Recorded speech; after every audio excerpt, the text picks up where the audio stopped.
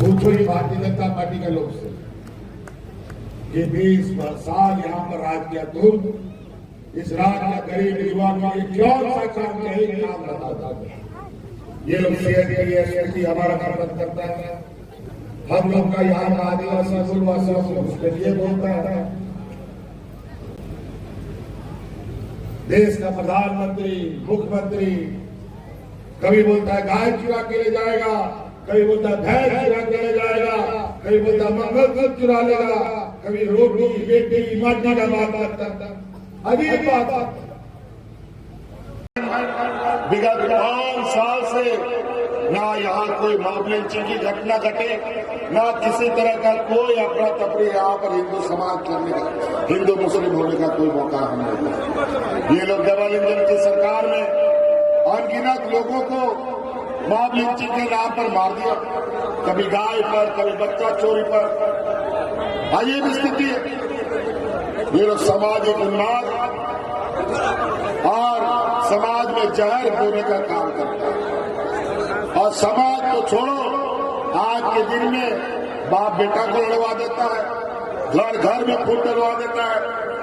ये इनका खास रणनीति रहा है।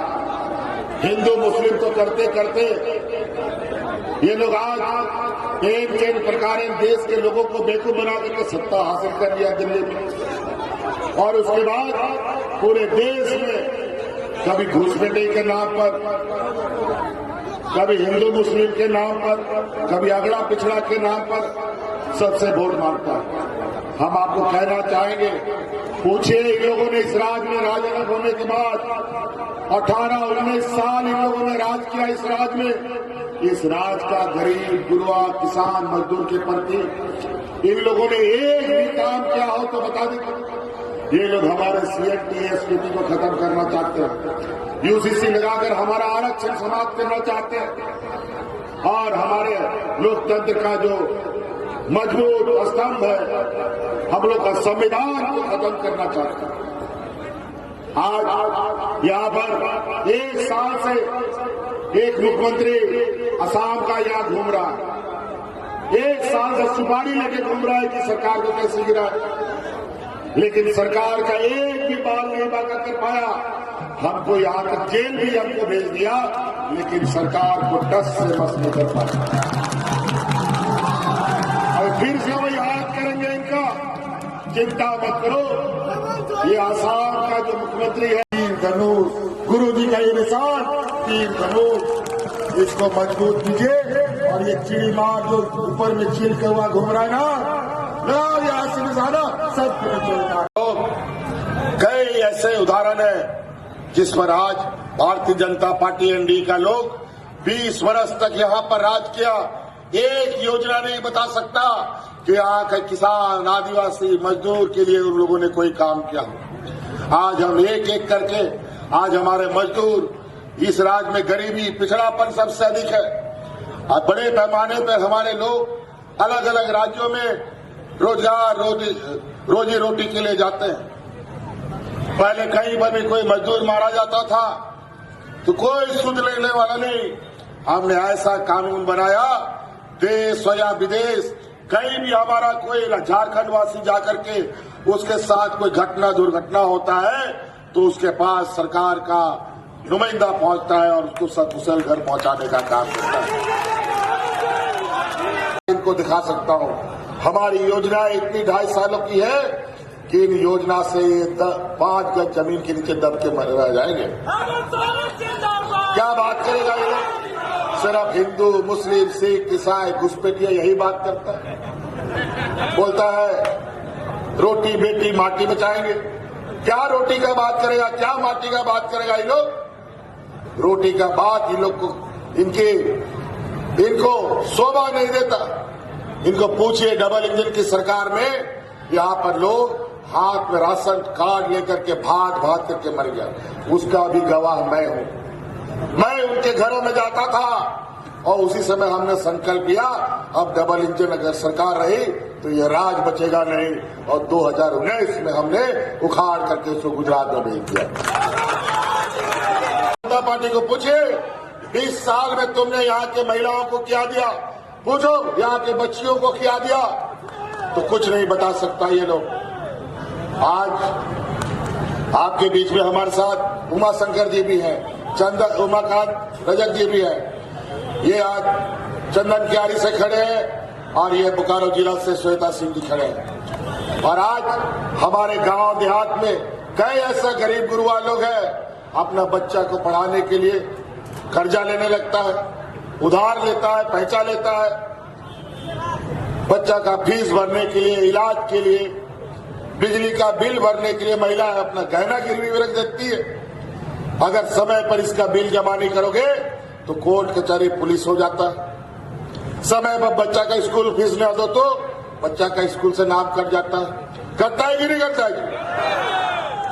ये गरीबी का आलम। आज उन गरीबों का बोझ हमने अपने कंधे पर लिया और आज इस रात का हर गरीब का बिजली का बकाया माफ कर दिया। माफ हुआ कि नहीं? बिजली का बिल माफ हो गया?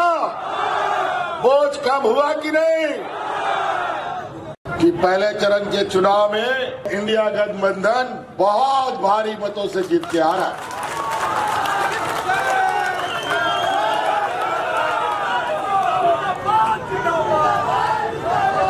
और हम लोगों का पलड़ा बहुत भारी हो गया। इसीलिए आज ये दूसरा चरण का चुनाव प्रचार प्रसार में हम लोग आए हैं। यहाँ 20 तारीख को चुनाव होना है और आज आपके बीच में इंडिया गठबंधन की तरफ से हम लोगों ने श्वेता सिंह जी को यहाँ प्रत्याशी आपके लिए दिया है। इस चुनाव में ढेर सारा यहाँ चिड़ीमार लोग पूरा देश से आकर के घूम रहा है।